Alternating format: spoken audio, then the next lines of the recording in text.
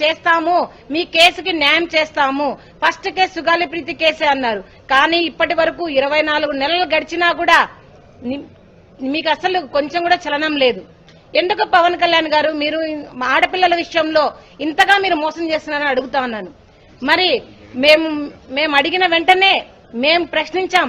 ఏమని ప్రశ్నించారు? మీరు ప్రభుత్వాన్ని ప్రశ్నించారు, సుగాలి ప్రీతి కేసుకి న్యాయం ఎందుకు చేయరని.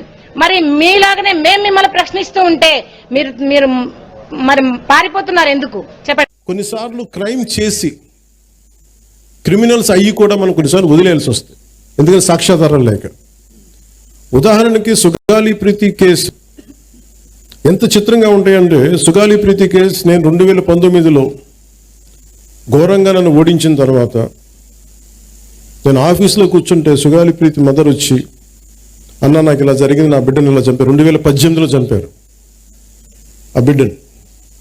చంపితే ఉరేసుకుందని చెప్పారు. నేను కూర్చోబెట్టి సోషల్ మీడియా ట్రయల్స్ చేయలేను. లా అండ్ ఆర్డర్ ఎలా ఉంటుందంటే ఓన్లీ సాక్ష్యాధారాల మీద ఆధారపడి నేను కూర్చోబెట్టి వీళ్ళ మీద బ్లేమ్ చేయలేను, వీళ్ళు తప్పు చేశారు. ఎందుకు మాట్లాడుతాను? ఇందాక గంజాయి తీసుకొని కొట్టారంటే మీరు గంజాయి తీసుకోవడం చూసారని ఎందుకు అడిగానంటే, నేను అంత నిక్కచ్చిగా ఉండాలి. నేను ఒక నిబద్ధత లేకుండా నేను మాట్లాడకూడదు. ఆవిడతో కూర్చొని మాట్లాడినప్పుడు 14 ఏళ్ల సుగాలి ప్రీతిని స్కూల్కి వెళ్ళింది, శవమై తిరిగి వచ్చింది, ఊరేశారని చెప్పారు. బిడ్డని ఇలాగా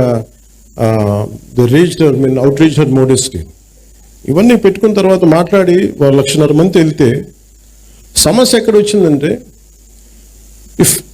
ఎవరైతే కుటుంబం దెబ్బతిన్నారో వాళ్ళు ఏ పరిస్థితుల్లో మరి ఏం జరిగిందో తెలియదు. కానీ సిబిఐకి వెళ్ళా 2019-24లో